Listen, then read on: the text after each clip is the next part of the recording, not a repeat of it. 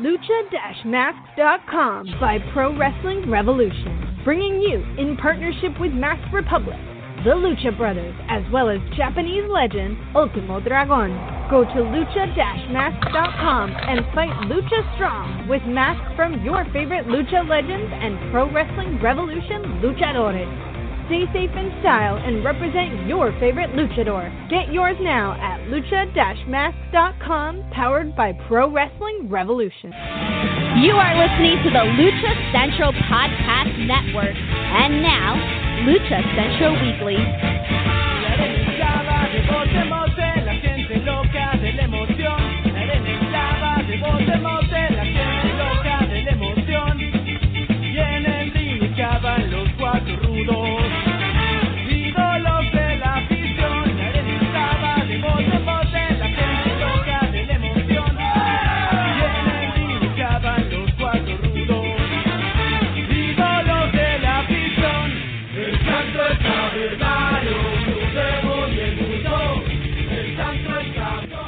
Hello and welcome to the Lucha Central Weekly Podcast. This is the podcast that lets you know all of the latest happening in the world of Lucha Libre.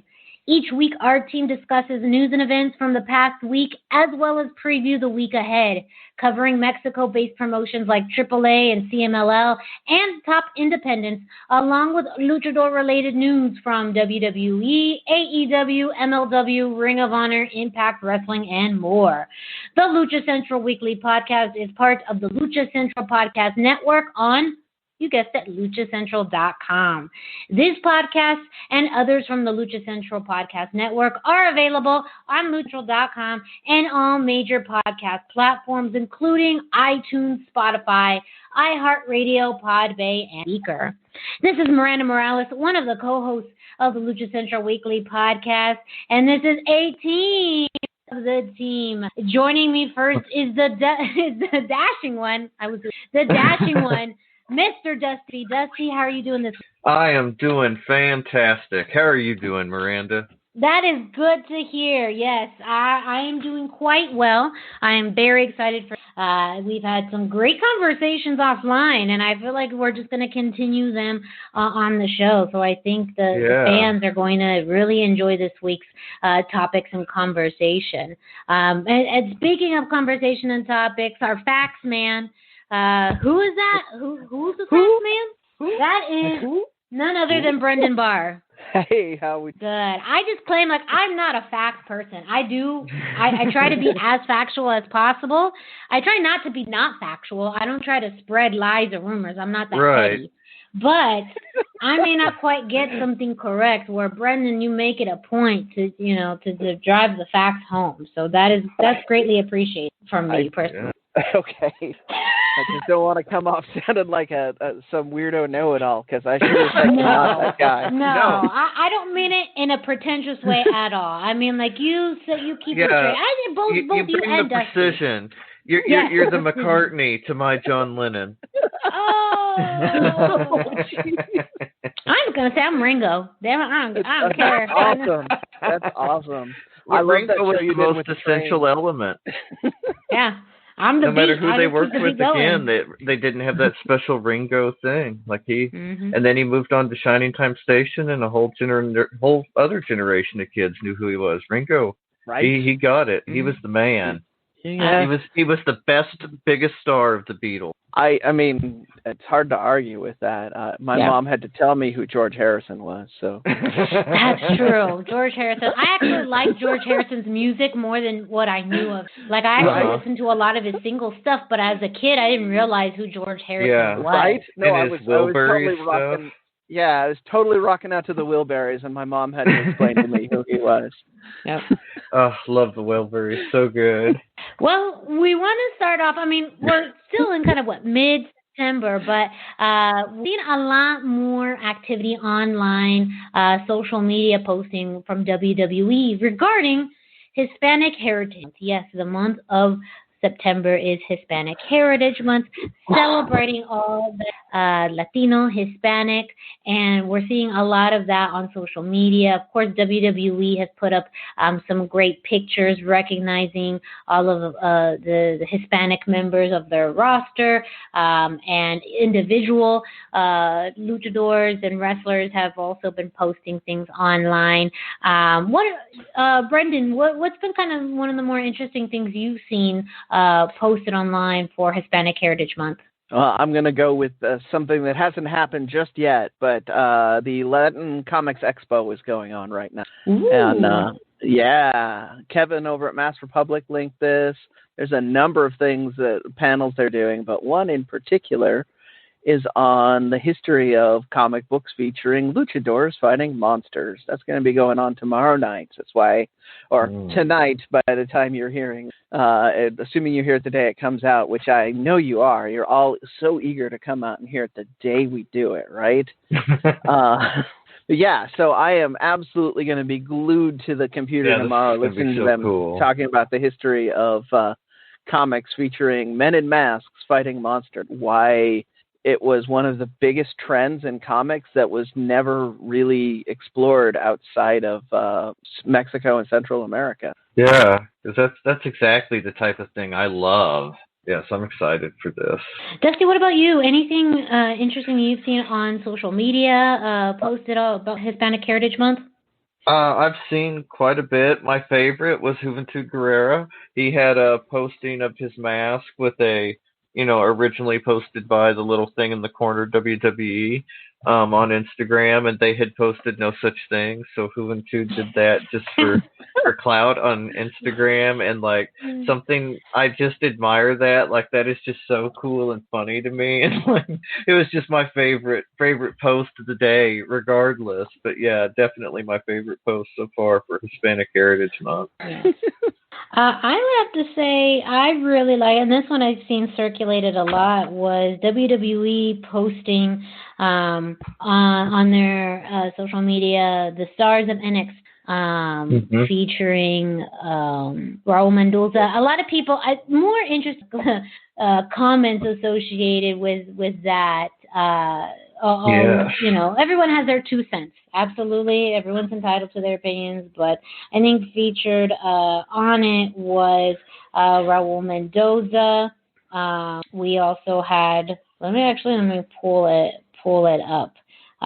We had, and that's the thing. I remember Raul Mendoza on saying, "Why is Raul Mendoza?" And then behind him was Santos Escobar, also Damian Priest, Mercedes Martinez, and oh my gosh, I'm trying to wasn't recall. Reina there? Reina, yes. I was like, Brendan. Reina is also on there. And people were like, why is Raul on the front? But, it was a very cool graphic. And, of course, the other feedback was, where's Carrion? He's half Puerto Rican. Where's Carrion? Yeah. All the Puerto Ricans. He's half. We still claim him. Where is he? Why is he not on here? He was enjoying him at catering. That's what it was. Yeah. There was no line at catering at that point. So it's like, screw the picture. I'm going to get some food. I have always wanted to do, so Adam Sandler's The Hanukkah song where, he talks about everyone who's Jewish. I would like to do a song where I just list all of the luchadors and wrestlers who are Puerto Rican. That would be amazing. So maybe I'll work with you, Dusty, and kind of do some lines, drop some lines. Maybe Brendan, too, you could help with some lyrics. And this will be a team effort, and that's my gift. We could call it a Savio Vega Saturday Night. Oh, I love it. And it's interesting. I don't know if you guys know the performer Bad Bunny, also from Puerto Rico. Huge wrestling fan. He actually did a video a while ago. I think it was GQ that does things I can't travel without. And in that video, he talks about his title belts. He has 2 WWE title belts that he carries, that he brings with him everywhere. And one I think is the old WWF title back from the 90s. And I forget what the other one, maybe Intercontinental. But he's featured Stone Cold in one of his music videos and name drops, of course, Savio Vega in the songs and also Triple H. So he's definitely been someone who's such an avid wrestling fan and incorporating that into his music is always super to see someone who's like main, because it just is like, you know, wrestling is just so cool. But he is one of those people who will bring his belts with him. And I was like, you're cool. Like, even superstars now, you know, not to say anyone else brings their title belts, but yeah, check it out, Bad Bunny. And that will be my gift to Hispanic Heritage Month. Is my song about everyone Puerto Rican. Even if you're half, even if you're quarter, I'll take it. As long as it's there, right? Yeah, it looks like it's the big gold belt like Ric Flair used to carry around, and Hulk Hogan's winged eagle belt are the two pictures. Pictures of him. Big gold belt is one of my favorites. Well, winged eagle is too. I'm a belt mark, so I got a big belt collection. Which is why I couldn't leave this alone. I have like 3 or 4 friends who are just massive belt fans, and they were going to be like, "How could you talk about this without telling us what they are?" So. Fair enough. That is not confirmed. That is the first 2 pictures I got of Bad Bunny with title belts. I love how you're just dropping the facts. You're just like, look, I'm just to make sure people don't worry that you are such your own fact checker. I love it. We appreciate it. 100% appreciate it. So we'll be talking more about Hispanic Heritage Month in future shows. Just wanted to set the table for that. We know we're going to see a lot more on social media and likely more acknowledgement through, of course, WWE. Hopefully we see that maybe through AEW. Who knows?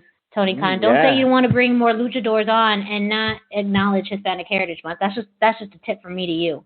Well, we know he listens to the show, so I feel like when we talk about those shows later, he might have given some subtle nods this week. But you guys are going to have to stay tuned to hear what I'm referencing. Ooh, teaser! I love it. So, talking about wrestling and lucha libre, we always start off with this.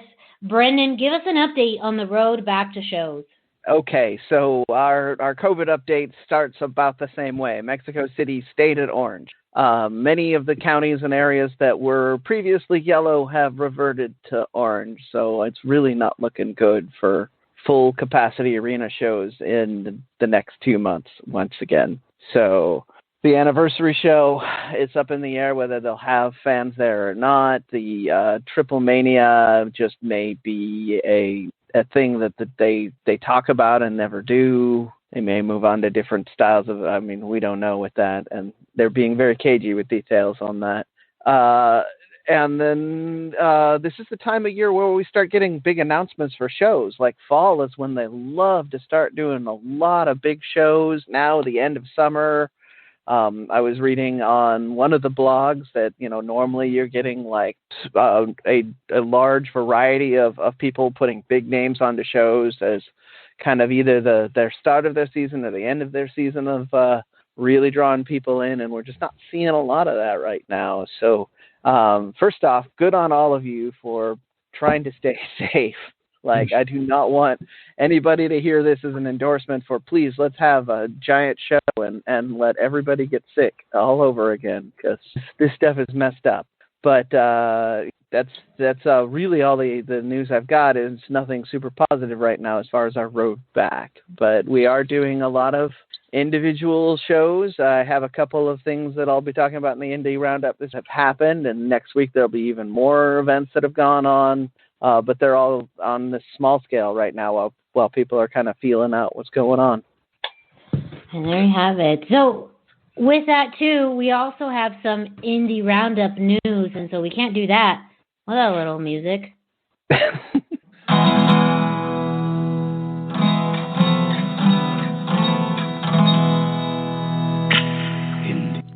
Excellent. That just the thought. So pulling back the curtain a little bit, just the thought of us not having music made me a little sad. So I'm getting a little more time out of this song. We're getting through this. Blog Talk, man, you just bring us back in. Every time we think we're getting rid of you wheel us back in. So I've got 2 events for you. I'm going to start with the Lucha Time event that was on YouTube last week while we were recording. So my understanding is this YouTube event is a rebroadcast of the Facebook events that I'm never able to find later. So if there's someone out there who is more up to date on Lucha Time and wants to feed me raw info that I can verify somewhere. This is great, but this is what I watched. We started, and I wanna point out once again, these are Lucha Time is doing their shows. They've got a small place, what they call the like the Lucha training facility, I think or the Lucha Time Battle Palace. I can't remember off the top of my head. It's got a cool little nickname. It's the same place they film all their episodes. There's nobody really there. It's very much like the kind of black, empty arena feel that we had during the AAA Lucha Fighter tournament, where there's a couple of timekeepers off to the side and some guys that are there to sanitize stuff, whoever the rest. And one of the things that I'm finding very cool about these shows is they're doing a lot with a very small group. Like, you're going to hear these names. If you aren't familiar with the wrestlers, maybe you can definitely look them up. They're all doing enough shows that there's some footage of them out there and some information. But we had Azrael and Principe de Oro and Saizo, and kind of variations on this has gone on for a while. These are young guys that were willing to do a lot of high flying spots. With no crowd, I can't tell who was supposed to be particularly heel, although it looked like they all spent a lot of time basing, so they all were catching each other's flips and all doing flips. So I still no idea who the Rudo would. But Azrael came out on top on this one. He looked pretty good at the end, but it was a kind of an out of nowhere power move. I did enjoy the match. Baby Extreme and the Tiger were next, and this is another one where I've seen these two kind of mixing it up a lot of times when they're recording. This was still really good. Baby Extreme is kind of a interesting name for a wrestler, but kind of works. He's a very slender looking man, and so it kind of makes me think he has a perpetual baby face, even though he covers it in paint all the time. And he managed to come up with a win against the Tiger. It was a quick, kind of fun match. The Tiger cut a promo afterwards, which I didn't have enough time to slow down and listen to all the Spanish, and there was not enough curse words in there, so I don't think the Tiger was that upset. Then you have a six-man match with Alex Black, Redimondo, Chavez Boy against the Mafia-themed group, Mafioso, Bomba, and Granada. And once again, the Mafia guys with their superior entrance arrangement were more than enough to win this highly stylized brawl. It was a crazy brawl environment with people, not a lot of tags. The way people got in and out of the ring was somebody went flying to the floor and two more people got into it. A lot of fun. I'm really enjoying watching this group. This group of six have kind of done a lot of matches as well, and this was the most fun of the matches I've had, and I've liked all of them. And our last match was the Mummy, Sinestro, and Vertigo against Hijo del Espectro, Galeno del Mal, and Hijo del Infernio.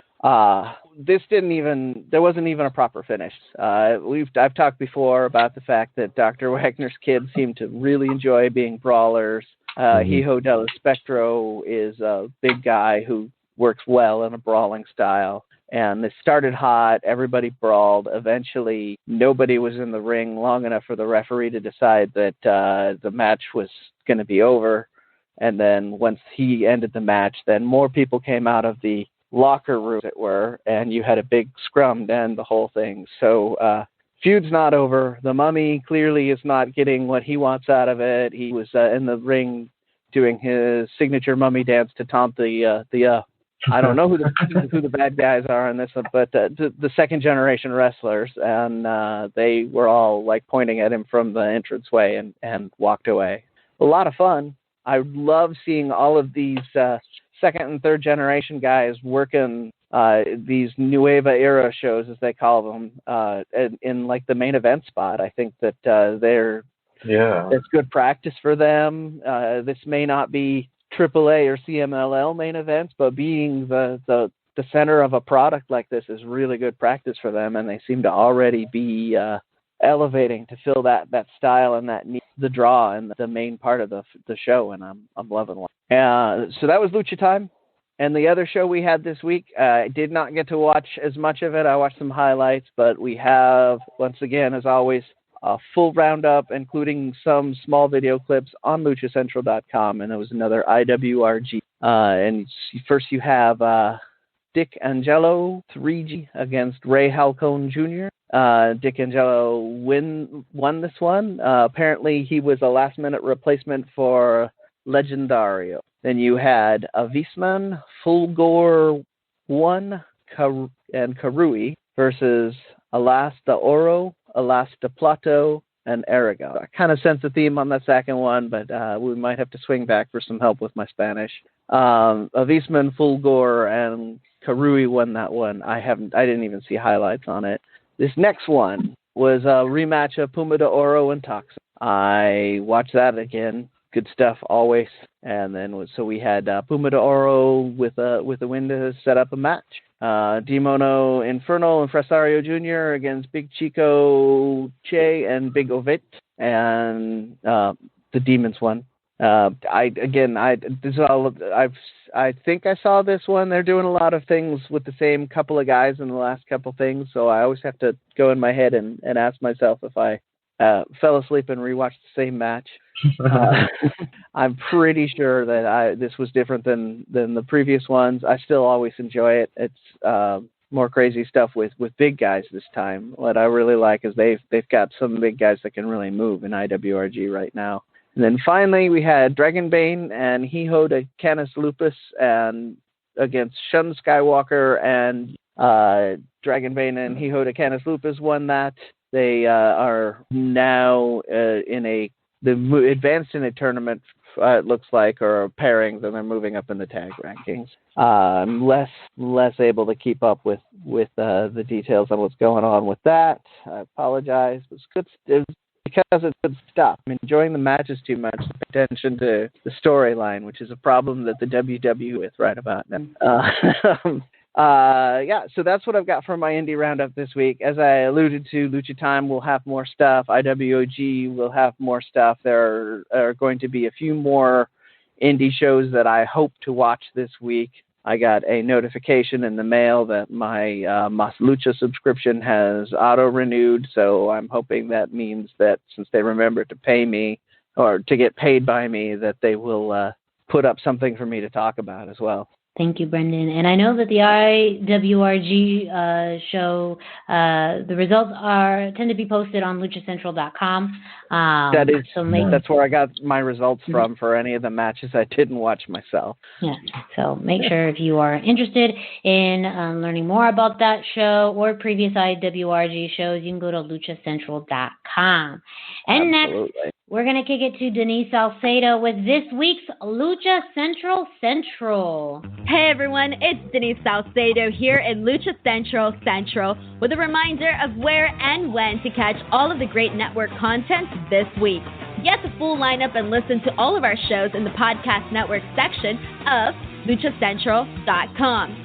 Monday, Lucha Libre Figures and Facts returns with a brand new episode. Find the video version of each episode on the Lucha Central YouTube page at luchacentral.com or listen on your favorite podcast platforms. On Tuesdays, Mass, and Mayhem takes you inside the world of Lucha Underground as they take you weekly through the series with the benefit of hindsight and the benefit of special guests from the groundbreaking series. Check out the premiere video stream every Tuesday at 2 p.m. Pacific, 5 p.m. Eastern on the Lucha Central YouTube channel and at luchacentral.com. Then listen to it on your favorite podcast platform every Wednesday. Tuesday nights live, it's WrestleBoss, where Fabi Chulo talks MMA and pro wrestling with special guests and listener call-ins. Visit WrestleBossLive.com Tuesday nights at 7 p.m. Pacific to listen live or call in with questions or download the show on podcast platforms on Wednesdays. Wednesday nights live on Facebook, it's Spanish show La Mesa de los Márgaros, giving you both the news and the chisme from around the lucha world. Special guests and a whole lot of fun make it one of the most talked about shows in Mexico. Thursdays, it's Straight Out of the Bodega with Papo Esco and PWR promoter Gabriel Ramirez as they have guests from throughout the wrestling world pull up to give an inside look into their careers. From indie standouts to television superstars, each week brings a new name and perspective. On Friday, it's your double dose of Lucha Central Weekly podcast, one in English y el otro en español. Lucha Central Weekly is where you'll find all the top stories of the week, both inside and out of the ring from Mexico and anywhere luchadores are in action across the globe. Be sure to subscribe and follow all your favorite Lucha Central Network series on your favorite podcast platforms, either by their own series name or subscribe to the Lucha Central Podcast Network show pages to get all of the shows in one easy feed. And please consider giving a rating to help more fans find the shows that you love. For now, this is Denise Salcedo signing off from Lucha Central Central. Have a great week.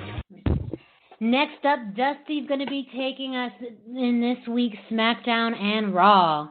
Yeah, we had a surprising amount of great Lucha content this week on WWE, especially compared to the last several. On SmackDown this past week, on the 11th, we had a tag team match between Lucha House Party and the tag team champions Cesaro and Shinsuke Nakamura. Or Shinsuke Nakamura, sorry.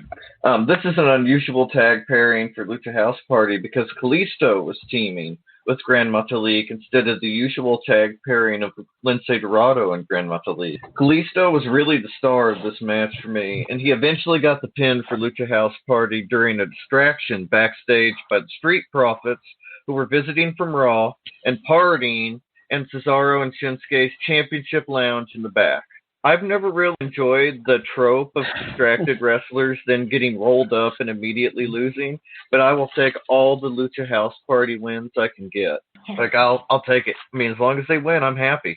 Right. And so afterwards, the Lucha House Party live up to their name, and they bring the House Party into the championship lounge, and Drew Gulak's there, everybody parties. It was a pretty awesome moment. But recently, just in the last couple days as we record this, Lince Dorado posted a photo with a mysterious comment on his Instagram, and then he changed his info after that, and no longer does it say WWE anywhere, and it includes the name Javi. And so we can only guess where this is leading in the days ahead. So mysterious stuff. You have to tell them what the caption for the mysterious photo was. Oh, it said, goodbye. And it was the Lince's back holding the mask with the South Beach colors, kind of facing him. And so it's an exciting moment. You should really check out his Instagram to see the photo and follow along, see what's going on. This is the most excited I've been for SmackDown in a while. Yeah, and even if it's just storyline, it's very captivating storyline. Mm-hmm. Yeah. It was a good visual, we know Lince he's really, established himself with his mask and the identity beyond that, with his T-shirts, his Twitch channel. Yeah, it's part of his brand. So to either allude to a name change or identity change or a change, it's definitely a big. Yeah, I'm very intrigued by this. They I am too. Reeling me back in to wanting to pay attention, even when they then just remind me that they don't really care about their luchadors that much. I'm biased because Lince is my favorite wrestler in the WWE. Like, luchador or no, he's my favorite. Yeah. But also, I am so intrigued to see this tomorrow. Regardless, like the mask thing, like this is must watch for me. Anytime the mask might be on the line or something with the mask, adds such an element to the story and to the wrestler that I love it. So I'm in a similar boat. Andrade is my favorite in all of the WWE, but Gran Metalik is my favorite on the SmackDown brand. So by the possibility of maybe losing Lince and maybe doing something else with Kalisto, I'm very intrigued as to where that will put Metalik. So I would love to see him as a singles competitor. Oh man, yes. So, but that's back to my not having faith in it right. Exactly. That's true. It's very. They have a history of giving us one good week and then like 4 bad weeks. And this last week, Lucha content was fantastic. I thought. Yeah, it was. Our number was up again when they draw me back in. Yeah. And then we had Monday Night Raw, and our Lucha content with Raw starts backstage with Angel Garza chatting up Lana, and Zelina comes in all mad and beautiful, and she dresses him down for being a ladies' man. He's chatting ladies up all the time, and he walked out on them last week. But my man Angel, he was sick of being blamed for everything.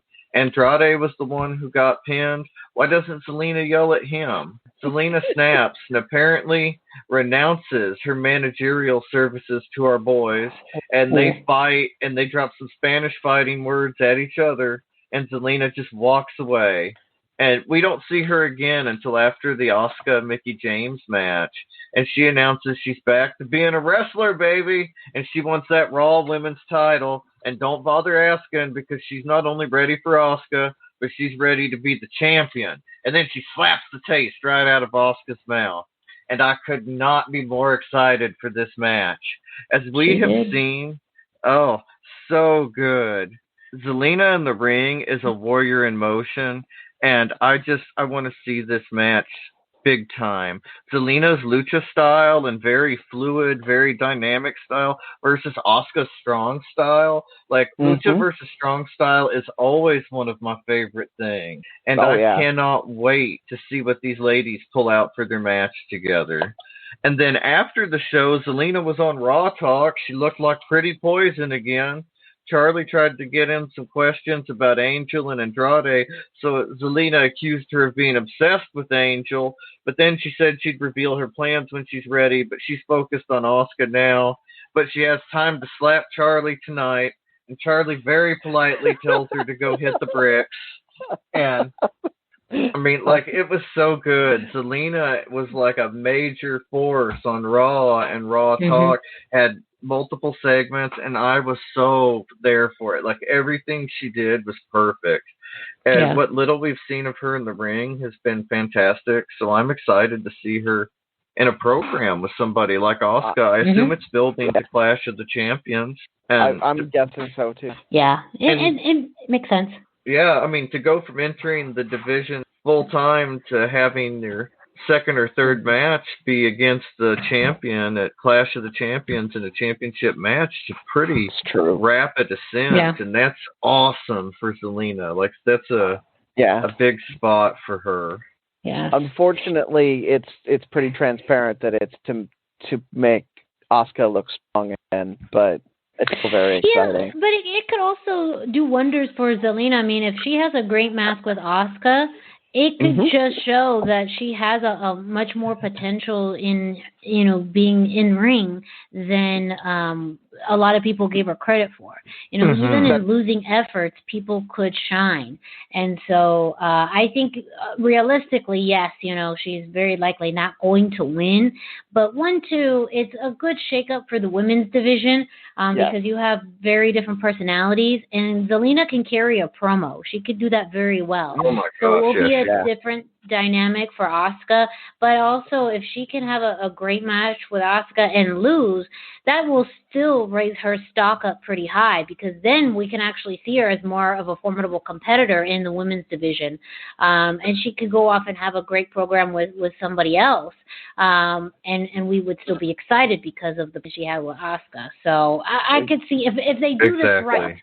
If they give it time, if they allow these have a great match, both of them can shine. I agree that is what can happen, and I'm actually very optimistic. I'm trying to be the positive guy again, but I don't blame you.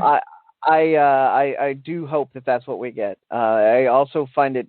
I was going to swing this around, so I'm just going to do it now. I find the timing on it interesting because Zelina's former tag team partner, Stock, would release from the WWE. So I'm wondering if this is something that maybe she's just trying to do to get a little more presence before but that's just kind of, for those who don't know, Sarah Stock was her masked partner when we worked together in Impact Wrestling. I don't remember off the top of my head the names they were using. I don't either. Zelina was Sarita, I believe. Yeah, Sarita.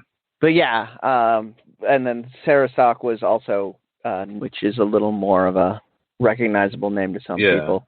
But yeah, that's my thought. She was one of the releases that people had, and I was wondering, like, oh no, Sarah was Sarita, and so that would make Zelina Trinity from Impact, which some American fans will recognize, and they both worked in Mexico under other names as well. Like I said, Night Angel for Sarah. So that was just me wondering, since I know they have a friendship that goes back, and she was probably behind the scenes and maybe had a little influence on her way out. I was wondering if it was maybe related to that.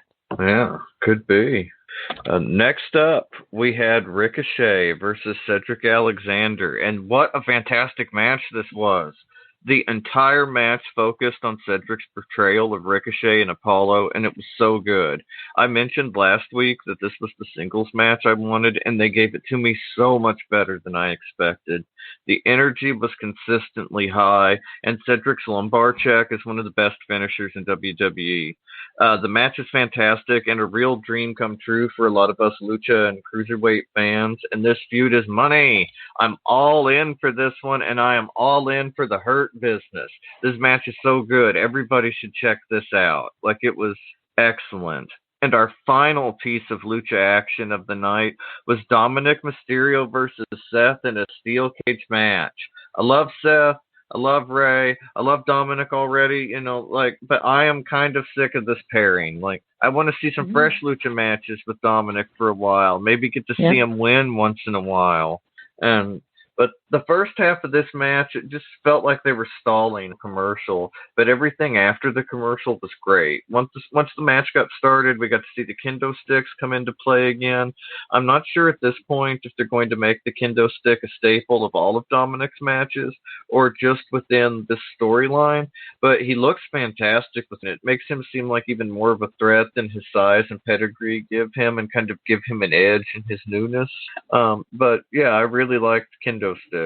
But after many attempts in the match and some serious finisher pin attempts and finishers that were awesome, and trying to climb the cage as well, Murphy interferes, and then finally Seth hits a double curb stomp and gets the win via pinfall. And in a great moment after the match, Seth walks up to Mama Mysterio and he tells her he hopes she did a better job with her daughter than she did with Dominik. And as Aaliyah goes to the ring, she checks on Murphy before entering the ring to check on Dominik and her dad. So, that was kind of a interesting and intriguing moment.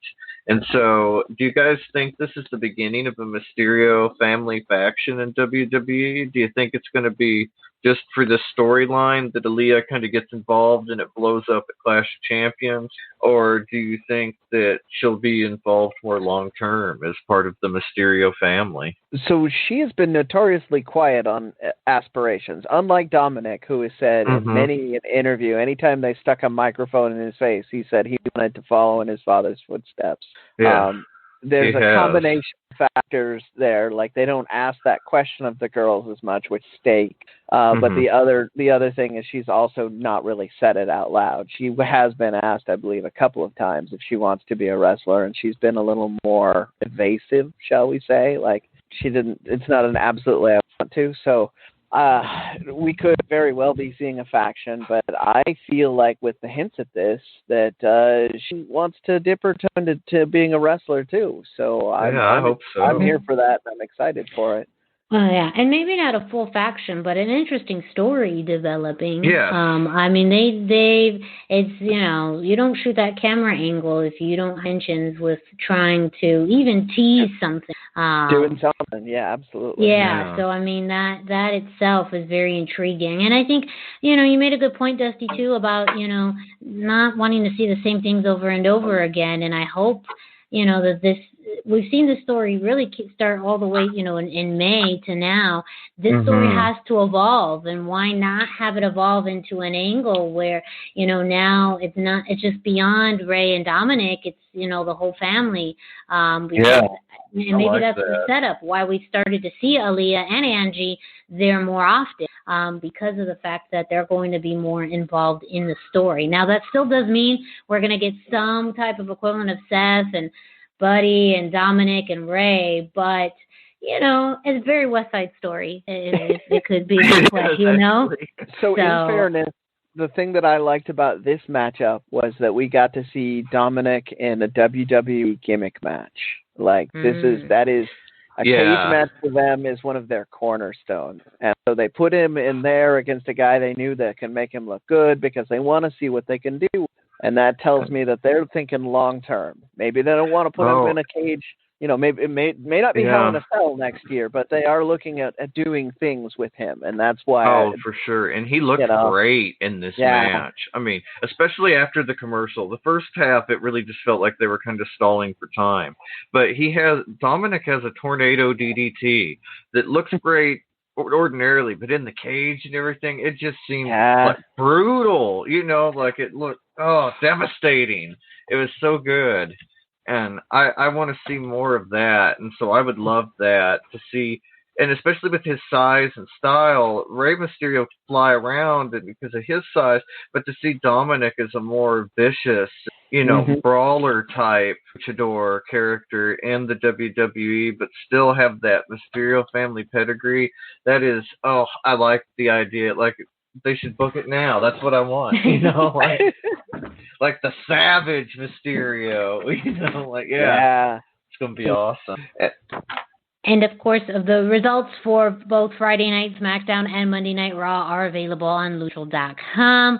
That's what we use to make sure you guys know all of the facts. So check them out at luchacentral.com. Also, happening this week, as always, is AEW. We got some Dark and Dynamite to Right. First, we start with AEW Dark.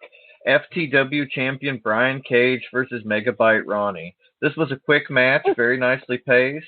Veda Scott shouted out Megabyte Ronnie as a ranked competitive eater. I could not verify his ranking placement, but I did the research, and he is a competitive eater. But you know what?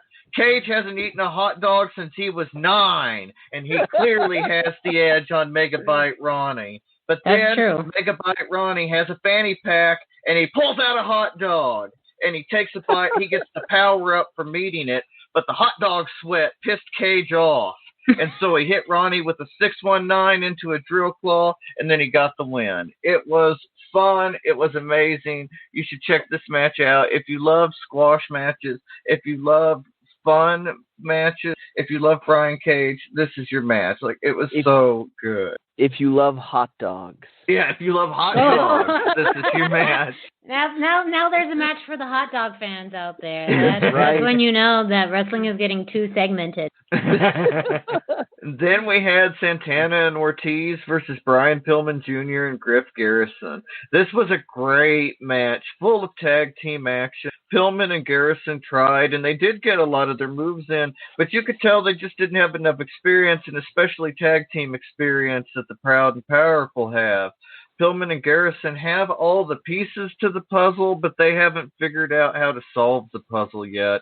And Proud and Powerful are a puzzle unto themselves, and they showed us in this match why they were one of the best tag teams in wrestling, and they got the win. Then we had Ivelisse and Diamante versus Skylar Moore and Ray Chanel. This was a really physical match and was just awesome. This was meant to whet our appetites for Wednesday night's title match, but I was even more excited about Diamante after watching this match. These women are both excellent wrestlers, and they know how to grapple, and they know how to brawl, and they know how to lucha and everything. And I am honestly shocked that neither one of these women are all elite yet. Like that, I kept expecting the announcement for Ivelisse on Wednesday, and it just never happened. But makes me sad. Yeah. Yeah, and as you talk about Dynamite this week, it confuses me a little bit even more. We'll get to it. Yeah, I'm very confused. I'm confused with what they're doing. Oh, me too. First up on Dynamite, we had FTR versus Jurassic Express in a non-title match. If Jurassic Express win, they will receive a future title match. And you know me, I love tag team matches, so I was all in for this one, and it delivered big time. What a great match. everything that FTR did was just picture perfect and impressive. Like it was something you could show people to define each. So perfect. Jungle Boy showed how he takes anything you throw at him, but still has the finesse and skill of somebody that's been doing it twice as long as he has. Like he, at his age, is just phenomenal. Luchasaurus looked like a beast in the ring. Everything was amazing, but it still wasn't enough. FTR got the win, and it looked great. The way they did it was fantastic. Great match. And then our next Lucha content of the night, where we're going to want to have some conversation. Thunder Rosa defends the NWA Women's Championship against Iva. I don't even know what I can say about this match. It was a masterpiece. If you held any concerns that this wouldn't be the match of the night, it was easily the in-ring match of the night for me. It was like 51% the match of the night over the street fight. Later, we'll get to that. But it did have the edge for me, for sure. This was easily one of the best matches I've ever seen, men or women. And both Ivelisse and Rosa showed us why this was such a dream TV matchup for so many people. Ivelisse proved that she might be the toughest woman in wrestling, but she just didn't have Rosa's precision, and she didn't have Rosa's tombstone pile driver. And after that, and pile driver was so good. And in the long hair when she did it, like everybody that takes a pile driver like that ought to have long hair, because the visual was just so good. And you could tell Rosa was really doing her best to set it up well, and it just was so good, and it aligned so well too with just her character.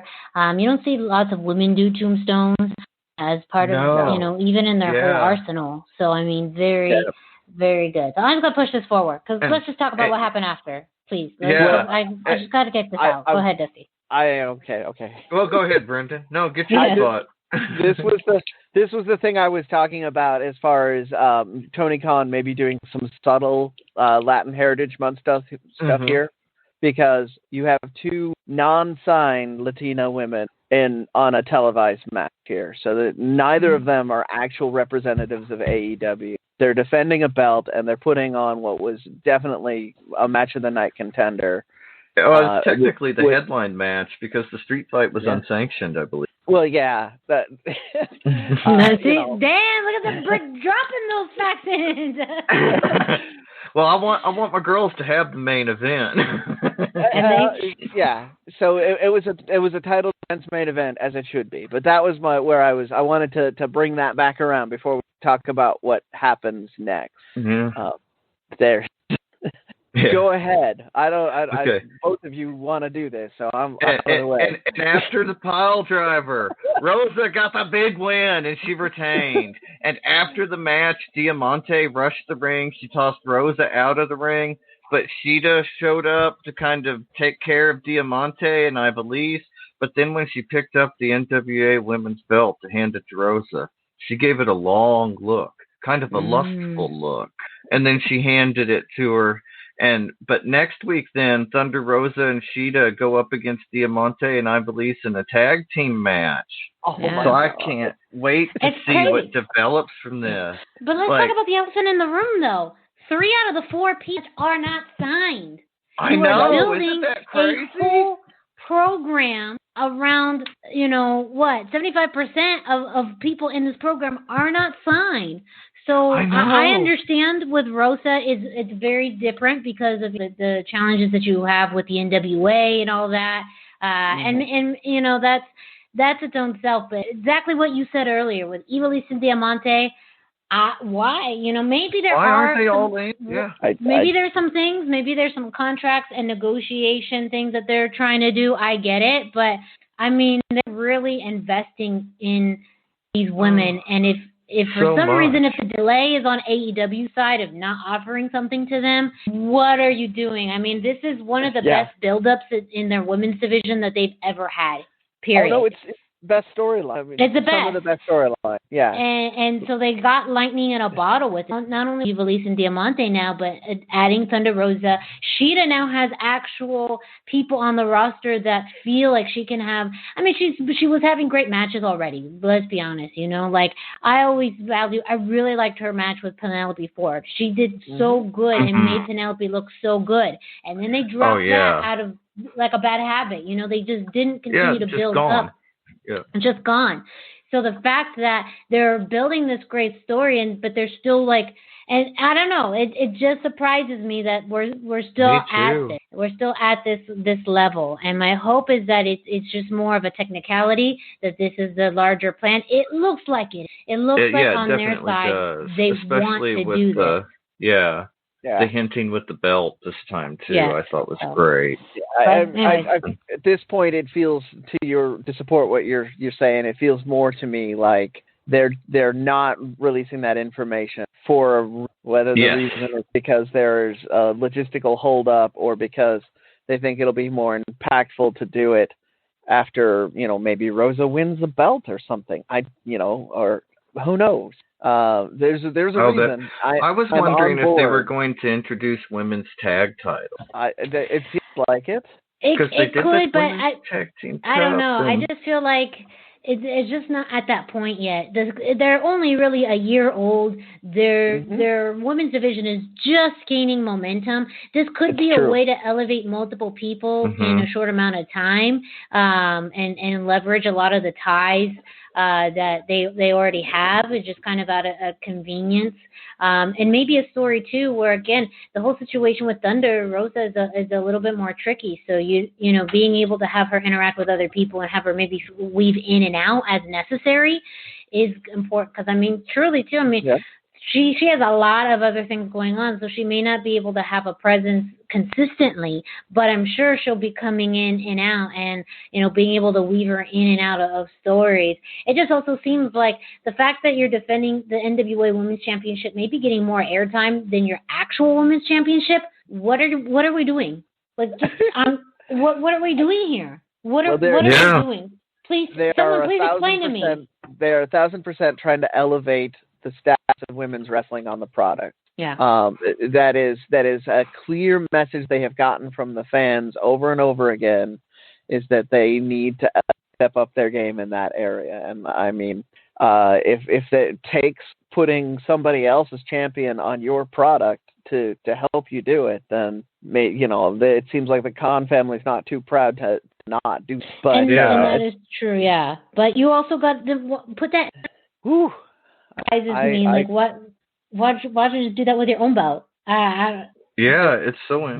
I don't know what's going to come of it. It's its own thing. It's a thing in lucha or in wrestling right now.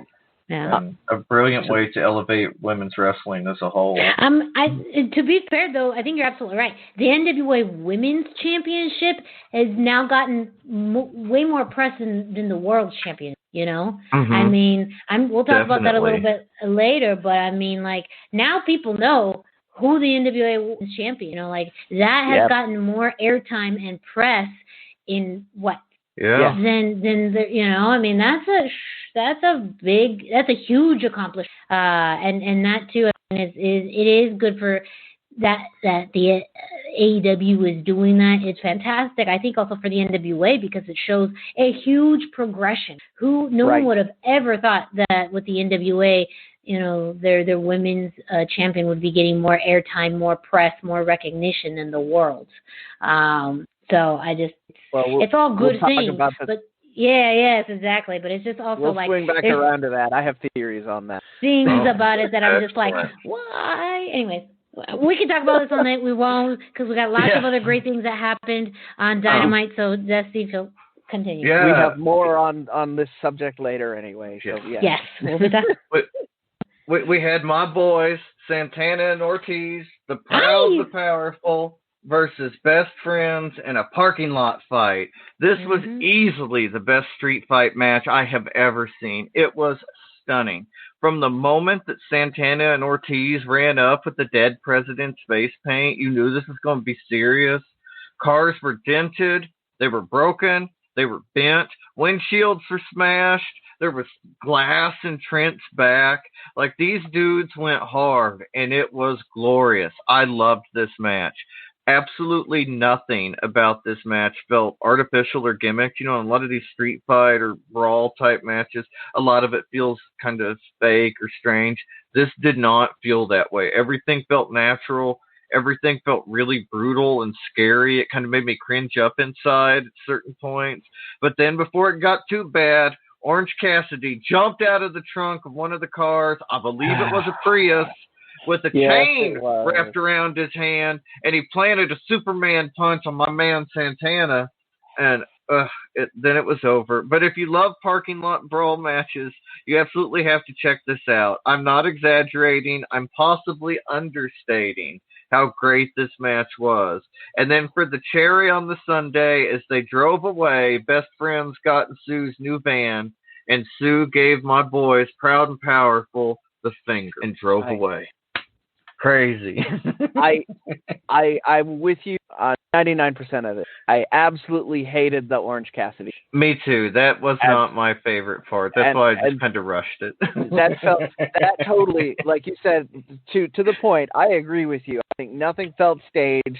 There's a segment where somebody goes through a door, but the door just happened to be in the back of somebody's truck in this parking lot brawl. So, like, I was on board for all of it. Yeah, right? And it had, like, the old Tractor Supply Company logo on the toolbox. Like, it felt so real. Yeah, it was perfect. So, all of that felt real. I felt the crunch every time somebody went into a glass or bounced off the top of the hood of a car. I felt my knee getting upset when they were slamming the hood of the car down on one of Proud and Powerful. Yeah.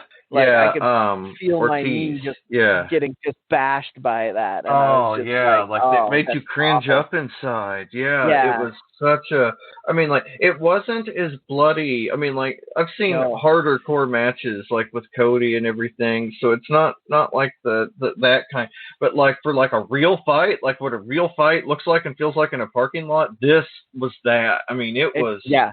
The psychology in the match was off the charts. Like, people are going to study this. Yeah, and they should. They really should. If you want to know how to do a parking lot style brawl and make it and have all that emotion and have all of that, watch it all the way up until the finish and then figure out a better way to end the match. It just killed me on it. Yeah. That just... It's like somebody gives you a beautiful balloon, and then just as you get ready to take it, they pop it. Like, it did. I felt defeated a little, and like I'd been cheated at the end. But maybe they were just pressed for time. I have to remember that they only had like 14 minutes to get the match in, and so maybe they had to rush the finish. But yeah, everything up to the finish was just a masterpiece. Like, so Miranda, so good. These are your boys. And you have not said anything about this match yet. Well, no, I've been letting you guys talk about it for interrupting. When Dusty was starting it up, I really liked how I agree. Like, Santana Ortiz have been part of other type of wild matches. That Stadium Stampede match, which was a little bit more funny, a little bit more gimmicky. You know, they just flipped the switch. And we're just totally I absolutely agree that, like, it was something different about their attitude. And we've had a little bit of the build up to this, and so I've seen that, and I kind of predicted it.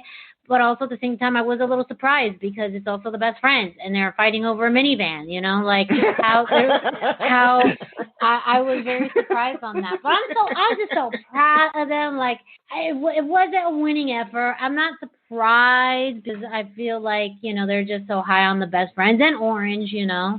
And ultimately, you know, this was the vengeance for Sue. You know, you don't mess with someone's Wawa and expect not, like, ultimately. You know, you just don't disrespect someone's mom like that. They know this. Yeah, it was brilliant. It just happens that way. But I just want to know love if the them Best in Friends this. Get a spanking later because they totally ruined the interior of her car, getting in all bloody. That's also true. If she didn't, I bet you, if she didn't have chanclas on, She'd be taking them at home and be like, you got all this dirt in my car, blood, ¿qué pasa contigo? You know, like that. I just clean this. Hopefully she started after what happened to her last van. Yeah, it was very entertaining, and I mean, this does seem like, okay, now this chapter is closed, which does get me a little nervous about what's next for Santana and Ortiz, because even though it was silly, this was a direction that they were in, and now we're seeing, you know, parts of the inner circle go in these different directions with different feuds. So I am a little nervous about what's next. I hope they have more of a serious program with someone. I think that's really what they need, especially after this loss. You know, I mean, they have wins on Dark. Like, we don't see a lot of main time wins for them. So I would love to see them coming up into something next where they're truly, you know, shown as this powerhouse and they get some more wins under their belt. So I have some good news for you. Last week, for the first time in a long time, I don't want to go back and look in the history on it, Proud and Powerful finally cracked into the top 5 in the AEW rankings that they love to reference. Yes. So but is that with this week's loss, though? That was last week's win, but losing to best friends who are the number 2 guys will not necessarily knock them out because they are weighted. Yeah.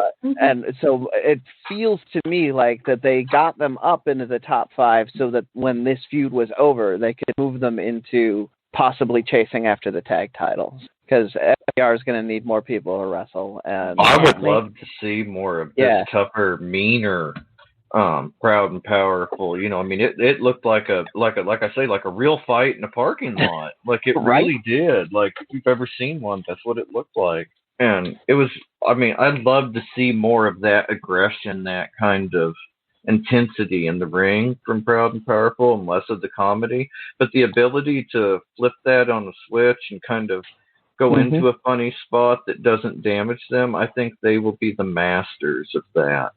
If they keep doing this kind of programming, they're going to be guaranteed like Hall of Fame shoe-ins for whatever AEW does. They will be a tag team that AEW will have to talk about for years to come. And I am all about that. I'm excited.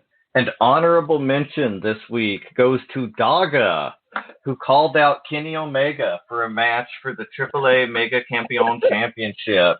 And it's interesting, actually, given all the interest in what Daga might be doing because of Impact and the Tessa situation, who he might be signed or not signed with.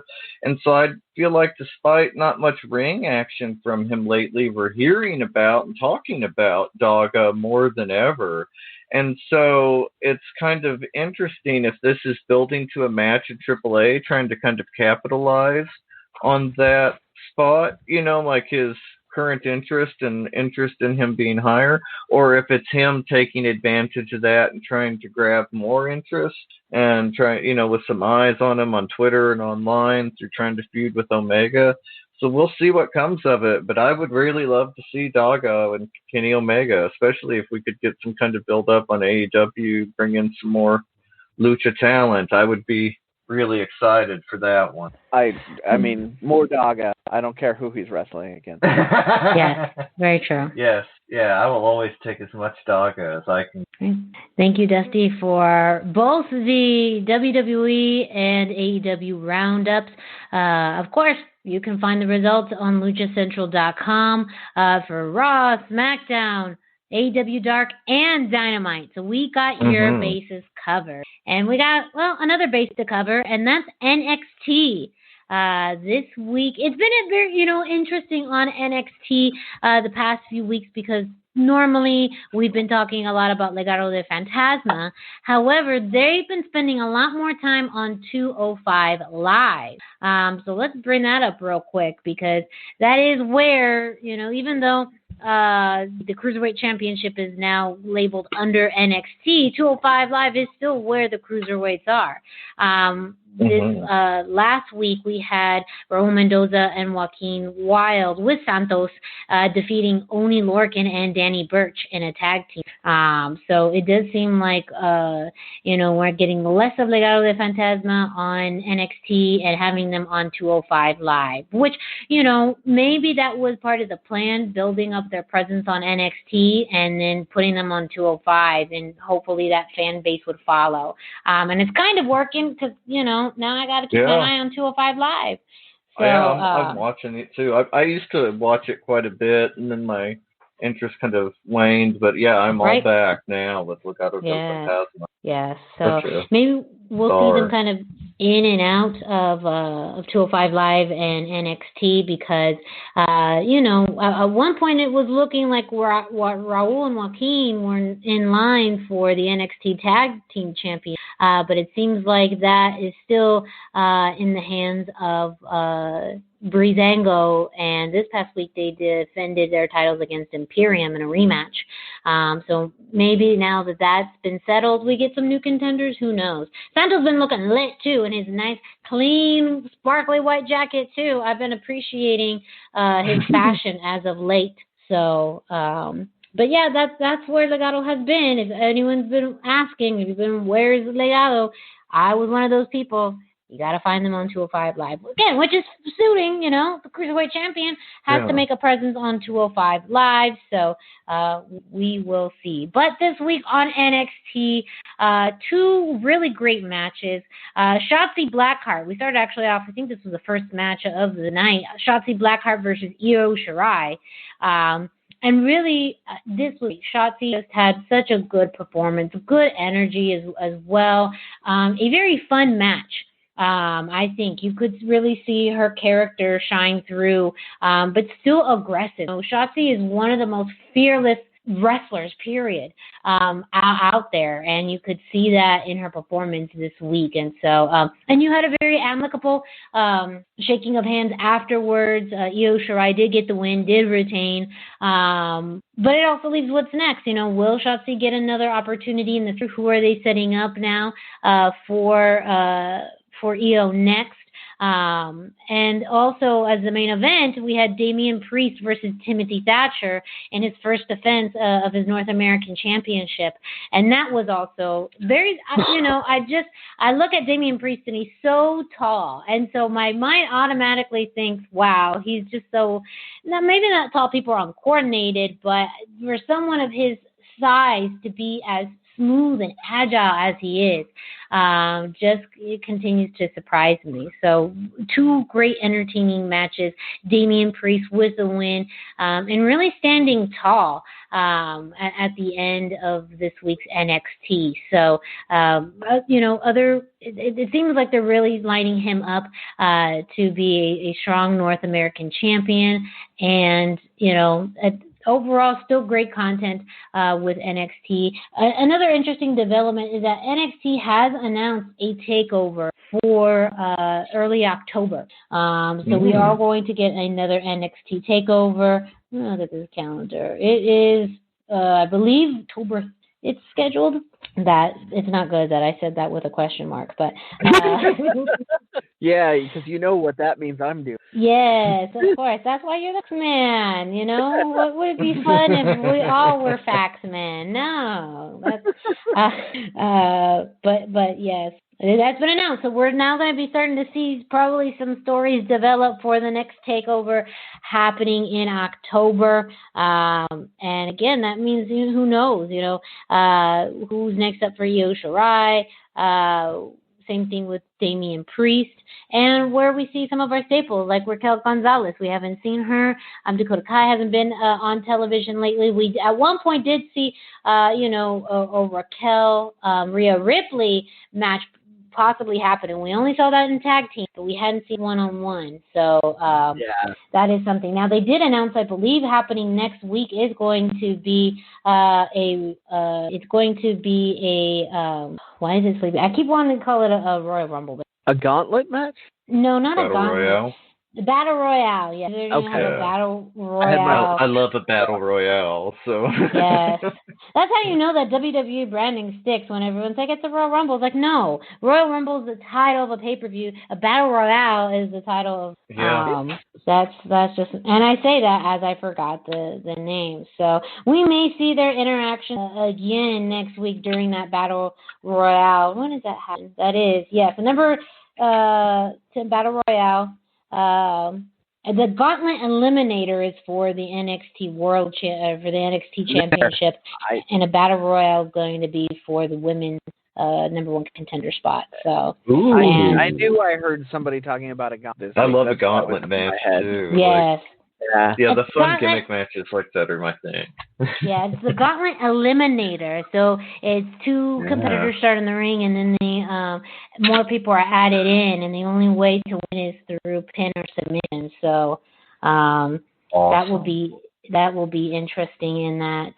For the Battle Royale, we do see some notable names in there. Of course, Rhea Ripley is there. Shotzi Blackheart is there. Raquel Gonzalez is slated to appear. So, I mean, you can't have a Battle Royale without that job. Yeah. Even when she was a rookie, they put her in there, and she's like head and shoulders above everybody else. So, just great visual. And I must say, impressive. Yeah. NXT TakeOver is going to be Sunday, October 4th. That's why I second-guessed myself, because I saw October 4th, and I thought, but that's not a Saturday. It don't matter. We are getting it on Sunday, October 4th, NXT TakeOver. Wow. Yeah, that's Sunday night play. Excited. Yes, I know some people were, my dear friend Greg, a friend of the show, has been wanting to have, maybe it still will happen on these specials, been dying to have NXT do Halloween Havoc, because they've been taking a lot of these old WCW gimmicks. Convinced that NXT is going to do Halloween Havoc. So I think first when it was announced they were going to do an October takeover, like, oh my gosh. But it also makes sense based off of what they've been doing on television and the special events that do it as a Halloween Havoc. Why not? You know? But I digress. The results of this week's NXT and also 205 Live, for those of you who don't catch it, like maybe some of us, you can find those on luchacentral.com. Now we have a promotion that we don't get to talk about very much, but we've had some big news happening out of Japan Pro Wrestling. You take it away. Yeah, so we've got if you guys would like more New Japan or something else covered from New Japan from our podcast, let us know on Twitter or Instagram, Facebook. We'd love to find out. But this week, the tag titles were vacated by Roppongi 3K. So it's due to an injury. They had a tag team tournament set up. Our final match was the Suzuki-gun team versus the Ingobernable team. Ingobernable team was Hiromu Takahashi, and Bushi. And for Suzuki-gun, we had El Desperado and Kanemaru. And this was a great match, very high energy, quickly paced. It was exactly what you would expect from competitors and from New Japan. They're kind of known for this type of thing. It was so good, so good. Check it out. It was obviously the finals. It was in Tokyo's Korakuen Hall. It was part of the New Japan Road event, so you know that the kind of prestige Korakuen Hall adds to the feel of the match and the excitement. Excellent. And after a low blow and a whiskey bottle shot from Kanemaru, Desperado hit the Pinche Loco on Hiromu Takahashi, my favorite guy, for a near fall. Desperado followed that up with a straight right hand and a second Pinche Loco before pinning Hiromu to win the titles for Suzuki-gun. So pretty exciting. If you know Desperado, he's got quite a he wears a mask. He's got a Spanish-influenced names for most of his moveset and studied in Mexico as part of his Young Lions thing. And he's awesome. So definitely check this tag match out. If there's more New Japan news that you'd like us to cover, like I said, let us know. We will be covering them more and more, especially if they're able to do something with the Fantastica Mania like they usually do over winter. That'll be coming in the next few months. So expect to hear a lot more really good, really big New Japan news from us soon. And now we have, from one country to another, lucha to lucha, we have Brendan, who's got some CMLL news for us. All right, so we had another week of iPPV. It's fantastic. I'm so excited to have CMLL doing stuff. It's there's just nothing wrong with even the price point on it for me was fine. The only thing that I wish is that I didn't have to force myself to try and stay awake on a Friday night to watch it. It is really rough when the commentary is in a language you don't understand to get really excited for a match and force yourself to stay awake, even though lots of people are flying around. I had a good time. So first match we had Quixote and Oro Jr. And I believe Dusty has some great things to say about Quixote. Yes. I was so excited. On Instagram, I shared the photo where he won on my story, and El Quixote followed me. Like, I'm so excited. It makes me feel legitimate. I love it. Like, that made my weekend, and I told everybody, I was like, El Quixote followed me. That's pretty awesome. So you can't talk to me this way. El Quixote followed me. Exactly. You can't give me that ticket. El Quixote follow me. I'll have you know I'm an amigo of El Quixote. He follows me on Instagram. See? Quixote did win that. It was a fun match. Oro is always a good competitor. Quixote is just kind of really embracing the personality and the presentation, and I feel like not having fans there might be helping him a little bit because he's not wasting, and I don't want to imply that it's a waste of time for everybody to interact with the crowd, but by being into the character and doing the character and not stopping to talk to the grandma who is cussing him out, you laugh because it happens all the time. I felt like I really got more into it, and I enjoyed him more as in this environment. So I'm looking forward to seeing more of that. Next we had La Jarochita and Reina Is. This was Jarochita taking falls 1, and this is one of the matches where I was struggling because as much as I enjoy these ladies, they have a slower pace, and I was trying to stay awake to watch a live feed, and it was for me because the slower pace and the fact that it was like 95 degrees in my room at that moment, I was just not feeling it. So I apologize to you ladies. I love your work, but I was not focused at this period of time. Next we had Espiritu Negra and Rey Kamada versus Cancerobo and Rafael. I ruined my notes on this one. I can't, off the top of my head, tell you who won this because I wrote some gibberish. You remember that this was one of the ones where there were a lot of technical problems. Were either of you attempting to watch this one? I didn't see this one. No. Yeah, there was a lot of technical problems in the middle, and this match was particularly kind of tainted by it. They attempted to give us the replay for free, but but right after the main event. So by that point, I was so done that I went to bed and did not. I love Espiritu Negro and Rey Kamada, who I believe are the ones that won this because they're going to be going into further. They're well in the voting. They want to promote them. But that's what I on. And then the next one we had Sobranario Jr. and Tian against Templario and Tiger. That was another. All of these are, as CMLL loves to do, are 2 out of 3 falls. This was a long match at 25 minutes.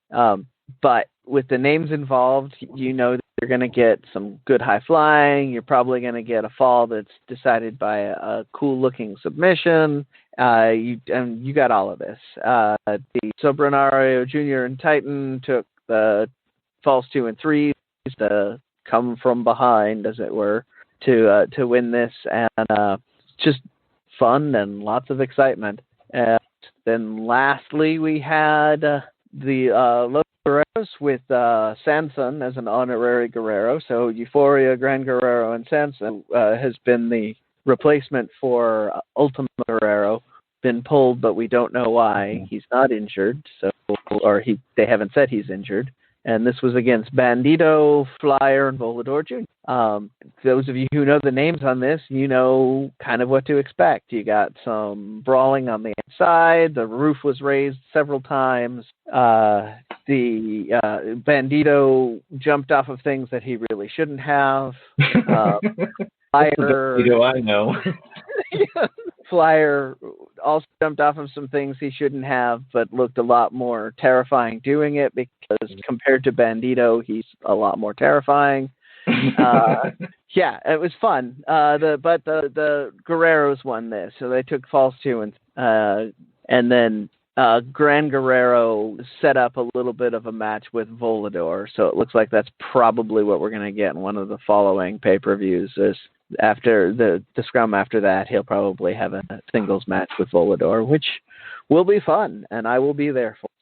And then on Wednesday, the voting for the anniversary finally closed for real, and we now know who's going to be wrestling for titles at the anniversary. So I'm just going to read these off for you, and then we can talk about any of them that interest you.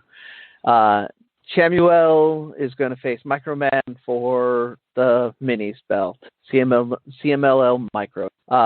Los Guerreros, Euphoria, Gran Guerrero, Ultimo Guerrero are going to face off against Hechisario, Templario, and Terrible for the Trios Championship. Now, that'll be interesting because Hechisario and Ultimo Guerrero have both not been present for matches, so that may look nothing like what we actually see at the anniversary. Volador going to wrestle against Bandito for the NWA welterweight. Marcela is going to wrestle against Princesa Sugihit for the CMLL women. La Metallica is going to face Luvia for the Mexican women's belt.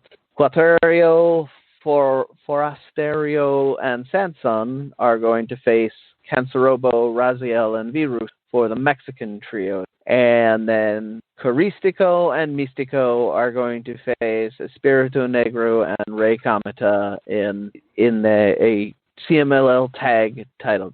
So this is a loaded card. There's lots of good matches. There's lots of things that are going to wind up getting changed. As I mentioned, Ultimo Guerrero may not be there. Hechicero may not be there. With the way COVID traveling is going, there's no guarantee that Bandito will be back if he attempts to leave to go to the United States and come back. Who knows? But all of them sound really fun. I'm looking forward to the trio, both of the trios. I don't know, did any of those stand out to either of you? No, I didn't get the chance, but I'm looking forward to it. I'm hoping to watch them tomorrow. I have a big chunk of my day open, so I'm going to try to catch up. This is how the voting played out for the anniversary. Mm-hmm. So you've got the, like I said, you're going to have we knew that it was going to be Microman was going to win the voting and the minis. The CMLL trios with the Guerreros against Hechicero, Templario, and Terrible was pretty predictable. And Caristico and Mystico versus Spiritu Negro and Rey Kamada was kind of the bigger, but I'm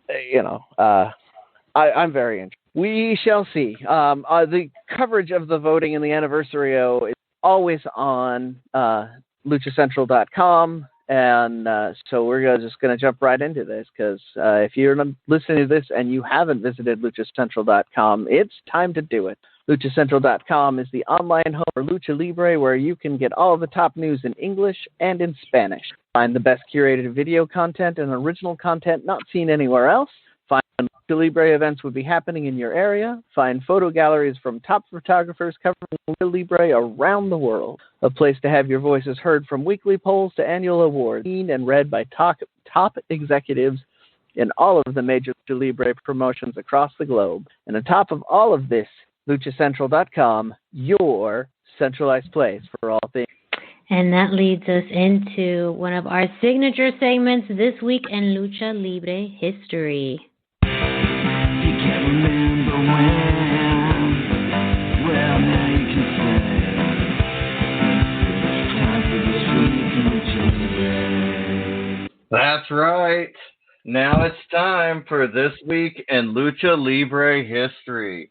Be sure to check in at luchacentral.com every single day for This Day in Lucha Libre by Pep Carrera. For information, birth dates, anniversaries, and amazing videos, matches of the day, all about Lucha Libre. luchacentral.com. It's your centralized place for all things. This week I chose September the 18th, 2015, when Atlantis won La Sombra's mask in a mask versus mask Apuestas match at the CMLL 82nd Anniversary Show at the Arena Mexico in Mexico City. Due to this, we now know the identity of Andrade, Manuel Alfonso Andrade Opresa, better known to WWE fans as Andrade Alma. This was the second year in a row that Atlantis had put his mask on the line at CMLL's Anniversario show. He's 53 years old in this match, and he moves like he's 30. It's incredible. And this match was also winner against winner. Andrade had won as La Sombra 2 years earlier at the 80th Anniversario, and Atlantis had won the year before. And so it was kind of like, I don't know if everybody else felt this way, but I felt like it kind of meant Atlantis was going to lose at the time. There were rumors that La Sombra had signed with WWE, but nobody really knew anything. And so everybody, at least I felt, Atlantis was going to win, or lose rather, but he won 2 years in a row, which is kind of unprecedented. But the real shining star of this match was Andrade. Despite being the Ingobernable that taught Naito how to be tranquilo, he was just caught out by his cousin, and everything was going on in this match, and he lost the 2 falls and was forced to unmask. After this, he would later feud and then make up with his faction mate Rouge, and then head north to some Florida sunshine. And as we all know, he went on to work for NXT and WWE, and he gets more and more handsome every day. If you watch the video, you'll know what I mean. Like, he's a good-looking guy, but he's not the guapo idolo that we know now. I mean, like, yeah, he gets more handsome every day. So, what did you pick this week, Brendan? Well, first off, I'm going to have to go with a little bonus feature. Miranda, I'm afraid you're going to have to tell Greg that WWE does not own Halloween Havoc anymore. That is one of the many licenses they let expire, and a Vegas company in 2018 bought it. Wow. Wow. Snap it up, This is a fact-filled episode, everyone. That's why you listen to the Lucha Central Weekly podcast every week, because you get facts you do not get anywhere else. Mic drop. That's what I try for. That's what I try for. I try and bring stuff that will interest all of y'all. And I just wondering, because I thought I'd heard Dustin had tried to buy that, but apparently nobody that's a major player in wrestling owns Halloween Havoc right now, which is crazy. Wow, that blows my mind. Right? But for my actual This Week in Lucha History, this week I chose September 15th, 2009, when Legend of Lucha Libre star Taya Valkyrie won the Lucha Libre AAA Reina de Reinas Championship from Tessa Blanchard.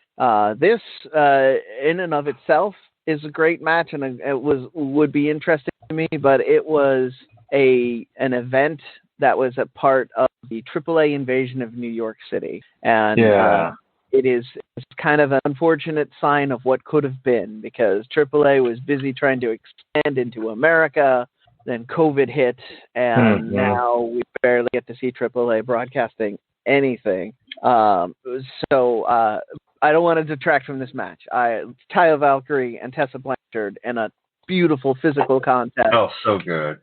Which is contested in kind of the Mexican style, so that means they are not afraid to do stuff.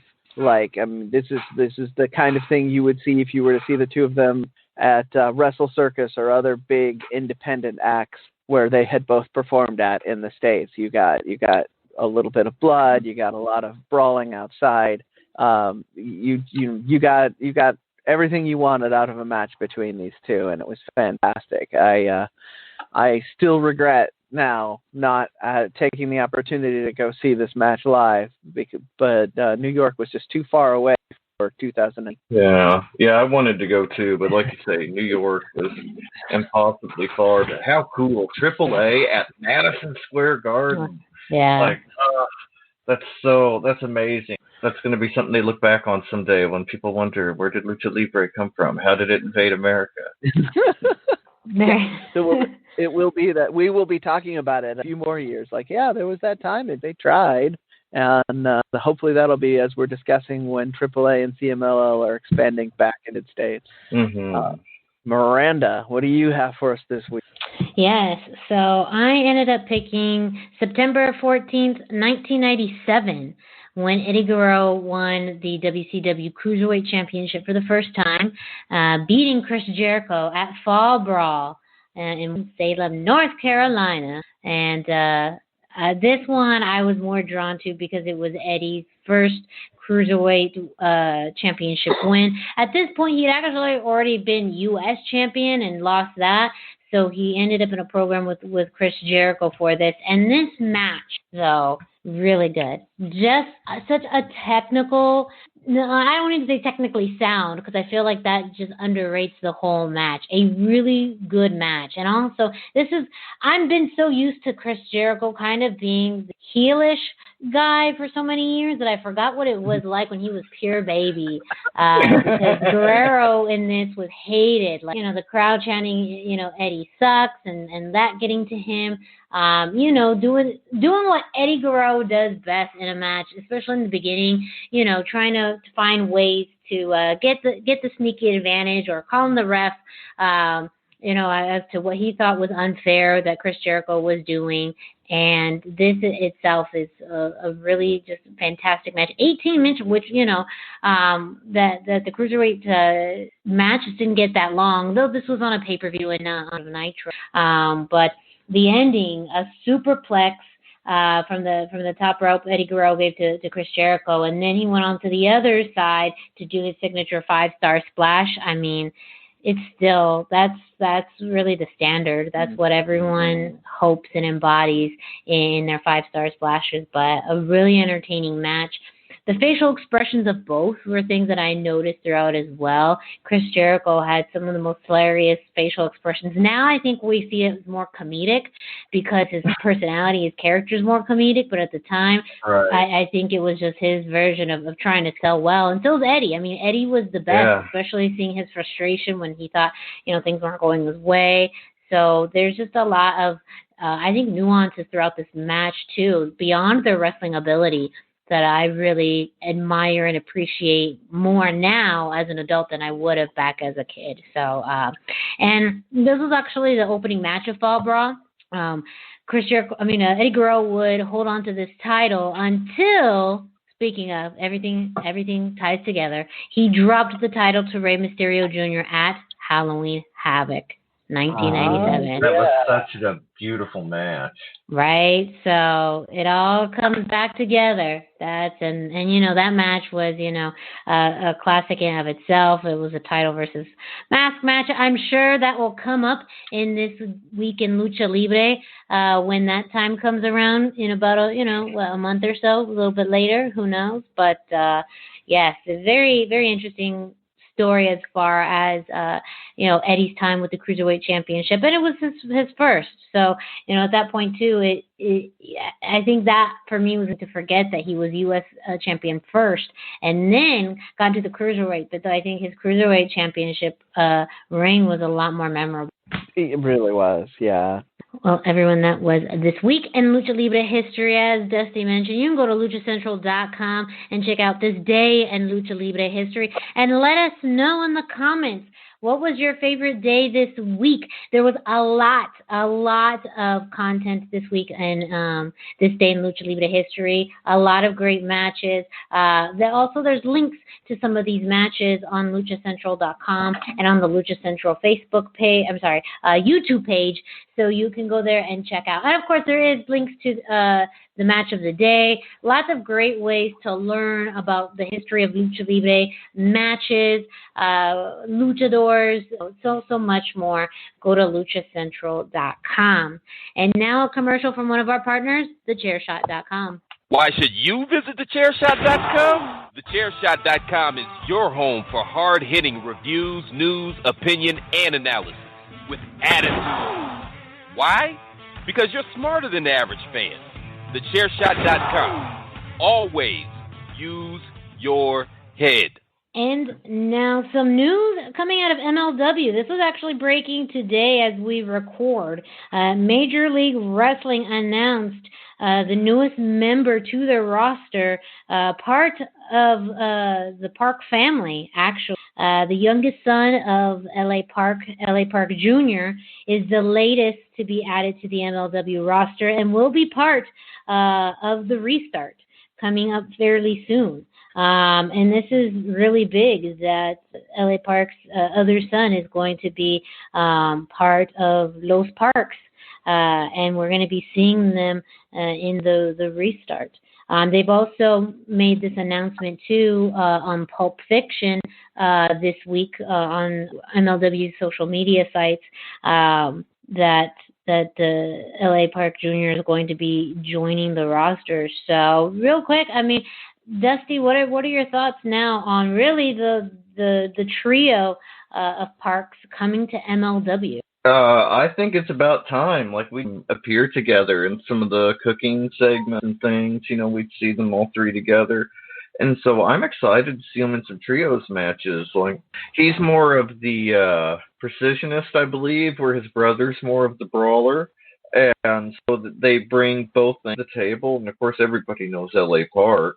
Mm-hmm. And I just can't wait to see, like, I want to see them run through MLW. Like, these guys should be holding all the titles. Like, they've got the years, they've got the experience, they've had the training. No doubt LA Park's had them training since they were little boys, you know, to be luchadors. And they have the pedigree, you know, not quite the same prestige as Dominik Mysterio, but a lot of the same kind of pedigree. Second generation, trained by their dad forever, coming up with them. You know, he signed to MLW and then they signed his sons. Like, that's pretty cool. Yeah. It seems like he wanted to get them into America, help them learn the American style, and I'm excited for this opportunity to see what he can do. Yes, I'm gonna put my Brendan hat on real quick on the fact check because as you were saying, as far as you know the style, MLW is stating that LA Park Jr. is more of the brawler, while I guess I was wrong. LA Park was more of the precision, strategic wrestler in the ring. Yeah. So I only say this because it's how MLW. But, you know, also I will have to remember this because LA Park Jr. is the tallest. So just remember, maybe the taller one is the brawler. I'm not sure. The taller is the brawler. I'll remember that. Yeah. All right. Brendan, what are your thoughts on? Well, I mean, I've joked about it before, but yeah, Lucha kids come out, you know, happy birthday, son, learn how to do a shoulder roll. Like that's, you know, that's where it starts that you know, that early. You're 1 year old, you're old enough to do a shoulder.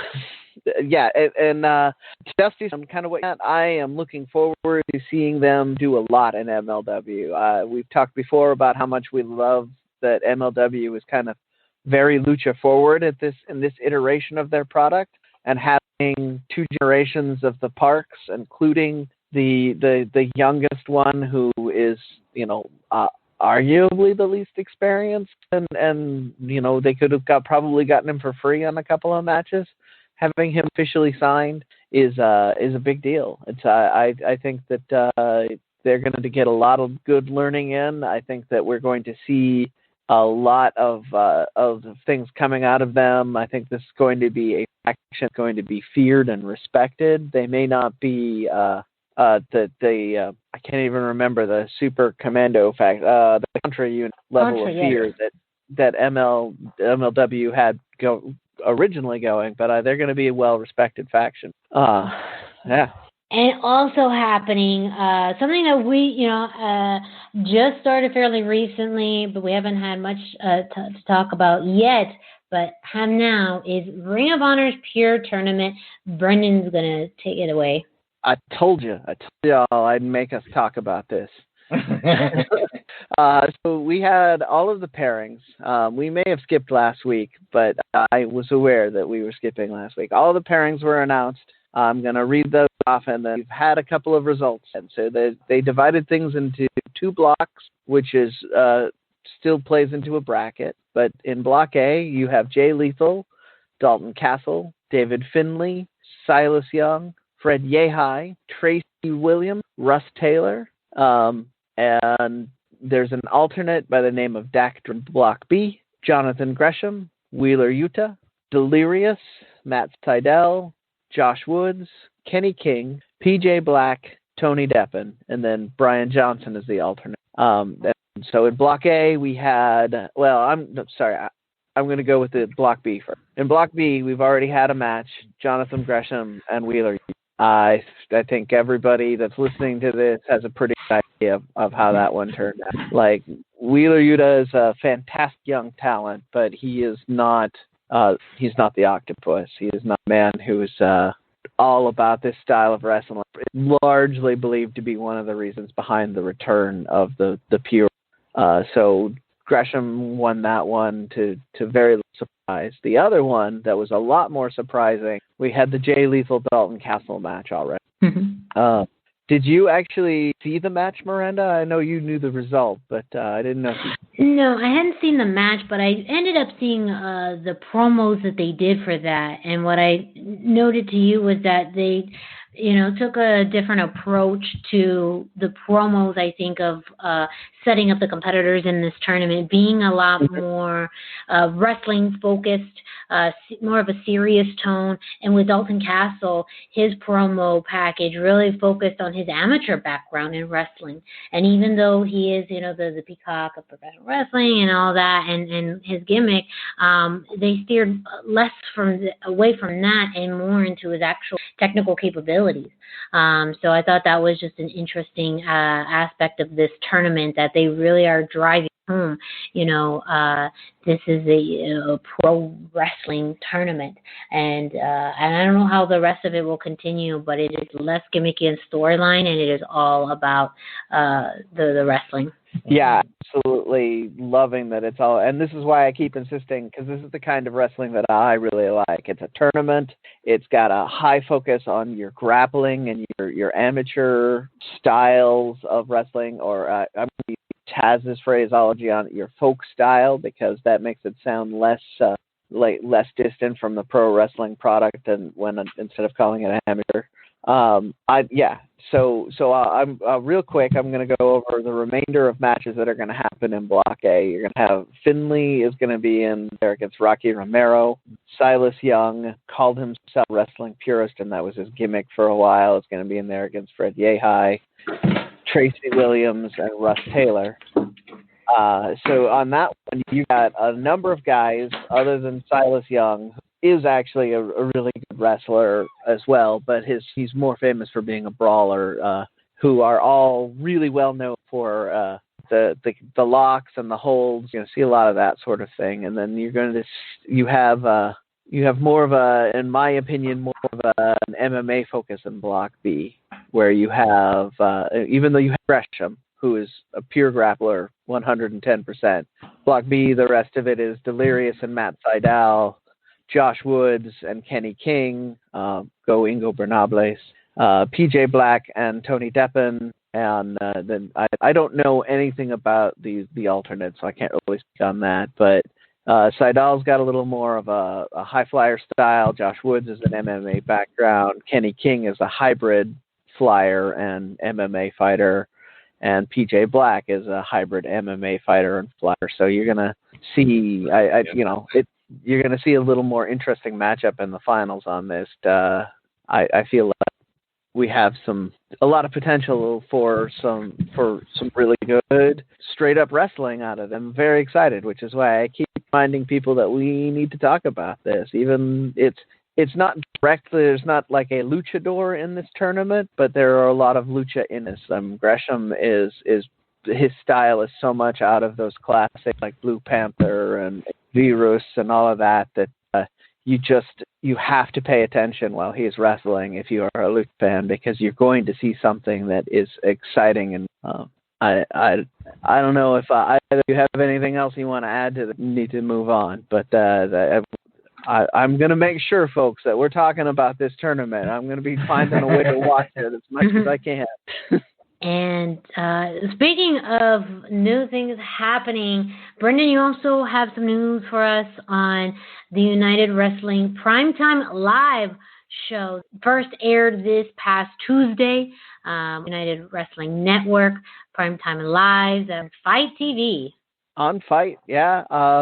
So we talked about this a while back. We talked about the excitement and the build-up we had on this. The NWA did co-sponsor this, but really the only presence they had this week was in the main event with Nick Aldis, the Nick Aldis Mike Bennett match. The rest of it was all you done.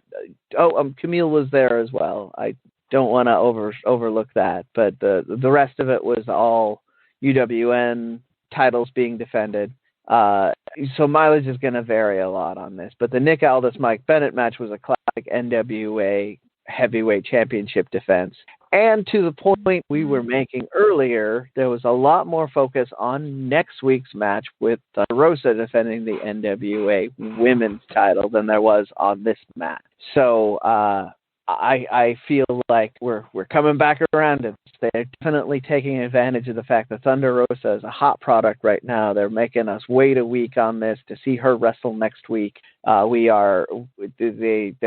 They promoted the Alice match well. It was the main event. There was definitely some hype and some build up to it if you follow the NWA on their YouTube channel, but nearly as much massive press releases there has been about Thunder Rosa. And in fact, the story right now is that this will be her third title defense in 2 weeks on next week's show, because she had the title defense last week. She has another one coming up on Mission Pro, which we're about to talk about, and then she'll have this one on Tuesday. So really, again, we're back to the Thunder Rosa show and how Thunder Rosa is elevating both women's wrestling in general and the NWA women's title and putting it in the main event and making everybody in the wrestling about it. And I could not be happier that that's going on right now. Yeah. It was a very entertaining show for those who were a fan of NWA Power. Very similar vibes and tones with the studio setup and the matches, the interviews afterward. So that was great. A big shout out. I know Brendan and I were watching these feeds separately a lot because a lot of our West Coast friends are on there. So big shout outs to EJ Sparks in a fighting effort against Alexander Hammerstone, lost there. Scott Johnson, one of the referees in there, fantastic referee. And fun fact, is a lucha commentator in Tucson for Rockstar Wrestling Alliance. So, and of course, lots of, West Coast staples throughout that show. So I always think, good to see the tribe. Yes, always see the tribe. Yes. They are just beasts against the Wolf Zaddies, which is great. I know also that was just announced for next week, Danny Limelight Rivera versus Kevin Martinson. And Danny's a big staple out, Puerto Rican Brethren as well, so And yes, so they're going to be running several weeks of this, and you can still buy either a single pay-per-view or you can get a bundle through Fight TV. I got the Fight bundle. It comes out to about $6 per show. For Tuesday Night Wrestling, that's an absolute bargain right now. Yeah. So even if you don't know the names, even if you're Dusty, who unfortunately doesn't live on the West Coast to see some of these guys that are on the undercard. That's a damn shame. I was going to put that. I know.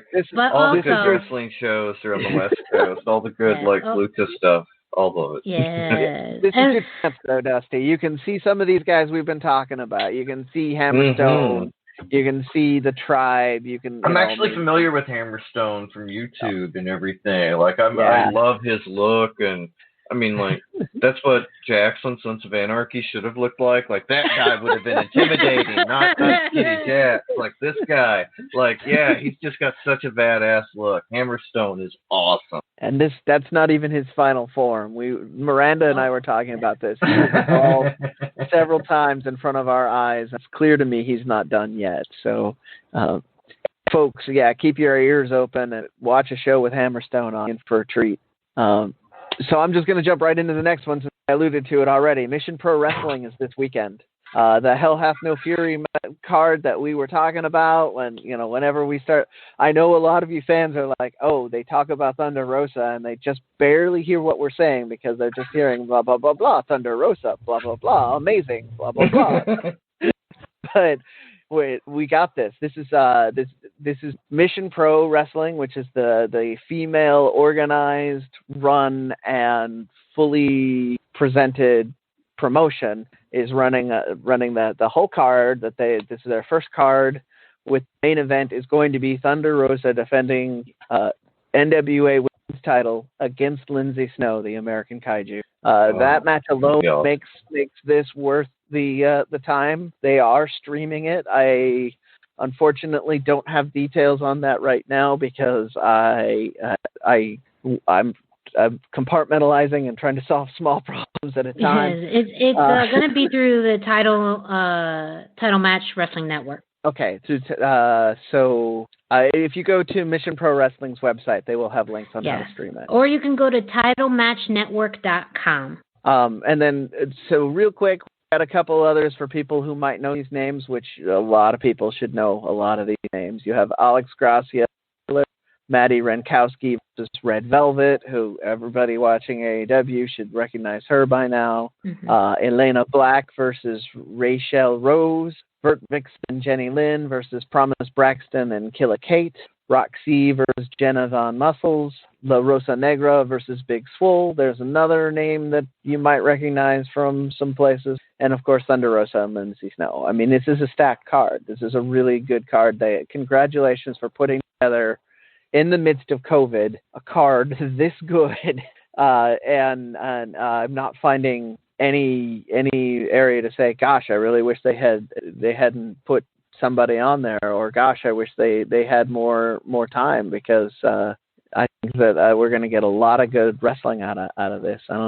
You got to talk with some of these ladies recently, Miranda, when you were working in the Midwest. Yes, I was able to meet Killa Kate and Lindsay Snow, also Red Velvet, who is fantastic. All of these women are just incredibly talented, and I think this format too, with Mission Pro and the direction that they're going in, is such a fantastic avenue to not only just promote women's wrestling, but to showcase it in a way that I don't think has really been showcased within Texas. That's another big thing. I mean, this is a whole revamp of a promotion that just happened earlier this year. Right. So I mean, this is big moves in a short amount of time. But even everyone they have for their first show, you have staples, of course, within Texas, but then you have other competitors from other places across the U.S. And the fact that it's going to be streamed through the Title Match Network, I mean, that also will allow any of us to watch it. So I really enjoyed. I mean, Lindsay Snow, she's intimidating as she is, 100%. So 100%. Just but a pure badass, and very different than I think what we'll see too, and a lot of what we've seen with Thunder Rosa and her title defenses over the past week. I mean, Lindsay Snow has an intensive, I believe, jiu-jitsu background. So, I mean, like, that, too, is something that it's so hard. Even though Thunder Rosa, too, has an MMA background, so she can kind of plan for that a little bit, it can be, having just that skill set on top of wrestling is a deadly duo. So I think this is just going to be great. And also, again, big shout out to the commentary team that will be Brittany Nicole and Holiday.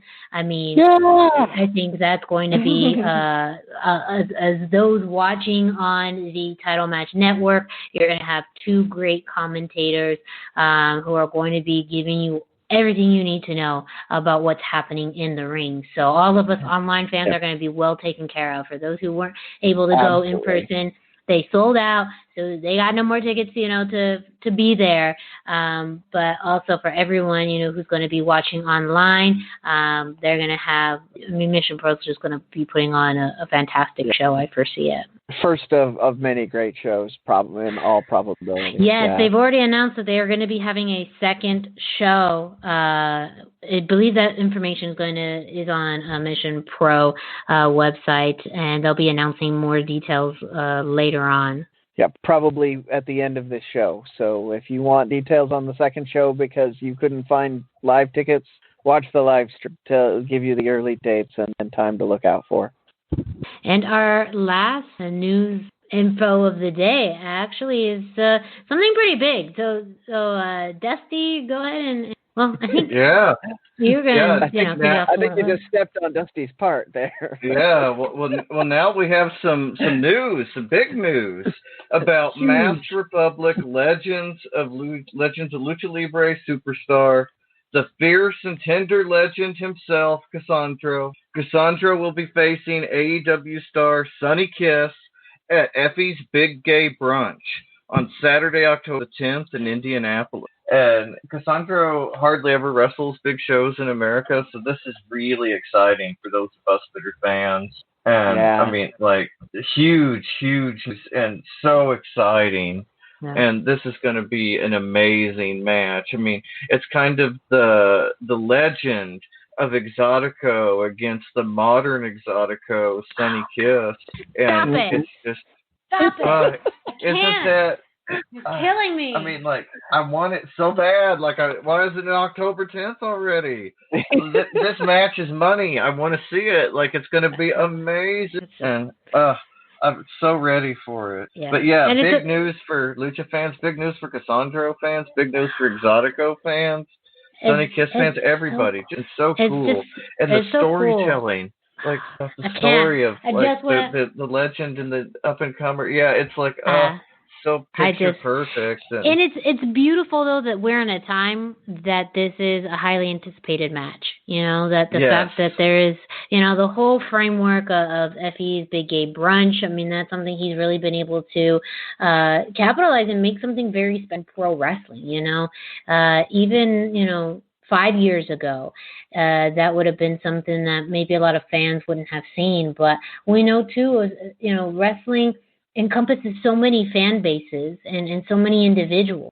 They've been able, to have an event like Effie's Big Gay Brunch and bring in, people from all over, and also just a place for anyone within the LGBTQ community to have a space to enjoy wrestling and also, have a fandom. I think it's wonderful. So this is just, and the way you set it up, Dusty, exactly. Like you have the classic, the legend versus the modern, the new, and it's just, I'm just so stoked for it. Oh, me too. This is going to be a fantastic match. I just can't wait. Like, so exciting. Such a great story for it too, and the meaning behind it. And it's just going to be incredible. Yeah. It's on a card that is full of story of that caliber and that nature. I mean, Effie really is curating this. He's had the luxury since he had to postpone the original iteration of this due to COVID to really focus on putting together the best show that he can. And that's one of the things that he said on his Twitter announcement is that this is like a legend is an up-and-coming legend or something. That he referred to both of them with magnificent respect. And, it's, this is going to be the 10th is going to be a great day to watch a lot of indie wrestling.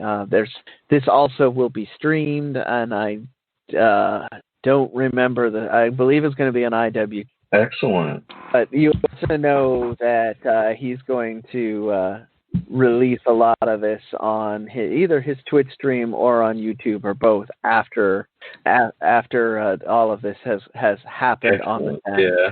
For those of us that are cheap at heart. Yes, that's also a lot of people aren't working right now, so not everybody can afford to buy even at $5 an event. That's sometimes so true. $5 that's too much. Yeah, I get that. Well, everyone, we've made it. Fight Network. Yeah. So Fight you can Network. Get everything on Fight. Lots of good online content for everyone to stream over the next few weeks with Primetime Live, Pro Wrestling, and Effie's Big Gay Brunch. So in that already, there's the 3, including still CMLL with their anniversary show, MLWs.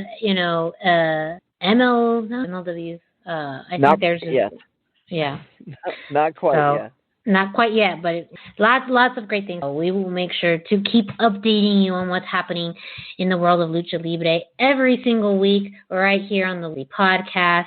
Make sure you follow Lucha Central, of course, at luchacentral.com. You can follow their social media pages on Facebook and Instagram at Lucha Central, and on Twitter at luchacentral.com. Of course, there's the YouTube page that have lots of great videos, interviews, both in Spanish, matches, lots of cool content for you to check out. And that is free. So, in case you need something free to do, you can check out the Lucha Central YouTube page. And also, you can follow us on social media. We don't charge. It's free. Dusty, can you let our listeners know where they can find you on social media? Yes, I am on Instagram at Dusty Murphy, and I am on Facebook at facebook.com/Dusty Murphy, and I'm the only Dusty Murphy wearing a Caristico mask, so you'll know it's me. And Brendan, where can our listeners find you? I am on Instagram and Twitter. I am 321 T-shirt guy on both of those. That is the numbers 321, and then T-shirt guy is all spelled out. I do want to say to Emmett Brown that I have at least pretended to read your message on Instagram. It's about food. It will be a topic that we will discuss in the near future. Wow, you just really did that. You just been like, Emmett, I pretended to. He listens.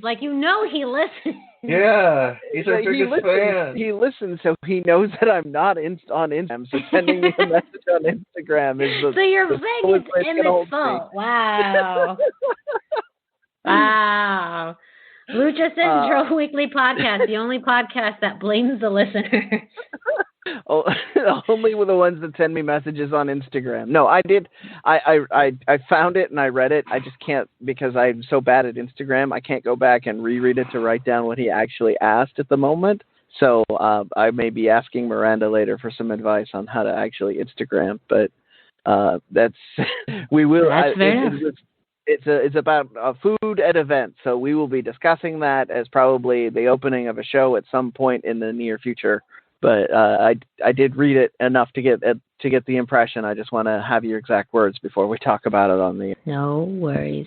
And me, myself, Miranda Morales. You can find me on Instagram and Facebook at the #Miranda, spelled out.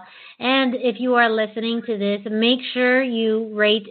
Listening to this on iHeartRadio, Spotify, iTunes. Leave a review. Let us know how we're doing. Let us know what types of topics you want to cover in the future. Leave us a rating, 5 stars, baby.